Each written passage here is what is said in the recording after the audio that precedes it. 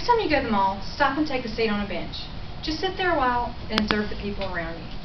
While it may seem obvious that some of them were not born in the United States, you may be surprised that the number is higher than you once thought. The 2001 United States Census reports that 11.1% of the people living in the United States were born in a foreign country.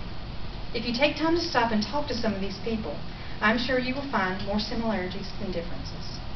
I met Andre Halton 3 years ago. On the surface, he appeared to be an ordinary American citizen, a 30-year-old black man working to raise his child here in America. While I sat and talked with him one day, I learned he has an interesting past. So don't judge a book by its cover. Stop and give people a chance to tell you their story. You will learn that while we may look the same, we may have a different story. But while we may have a different story, we share the same hopes and dreams. You will also be reminded that the United States is truly a land of opportunity. While many have grown to take that for granted, others who are not afforded such luxuries find them priceless. Don't judge a book by its cover. Take a moment to stop and talk to people.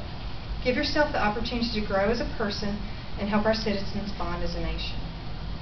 As I stated earlier, Andre appears to be an average American. He is articulate and speaks perfect English. One day, in a casual conversation, he stated he was Jamaican. Surprised, I asked him to tell me his story. Born in Kingston, Jamaica,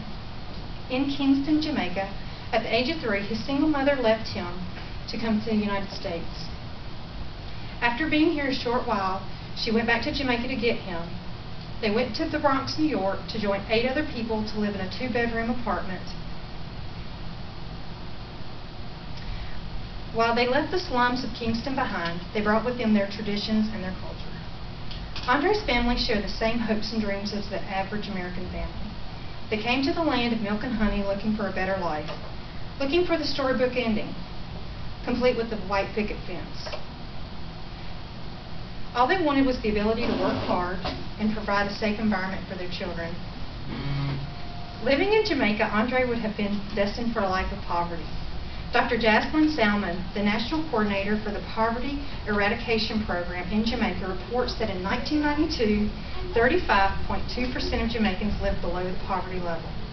Despite the strong work ethic of the Jamaican people, the social climate and the economy made it almost impossible for them to give their children a better life. Andre's family came to America and used that same work ethic to build a future for their family. While they started in a tiny 2-bedroom apartment, they were soon able to move into a home of their own.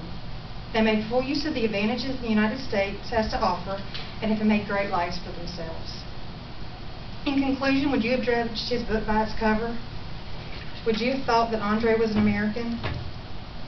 Would you have thought that Andre really was Jamaican? Would you have judged him based on his appearance?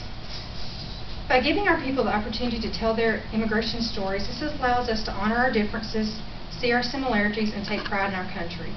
With 11.1% of the residents of the United States having an immigration story, we have many opportunities to learn. Of this group, 554,000 are from Jamaica alone. While this may not be obvious at first glance, take time to stop and listen. Help our country build into a land of tolerance.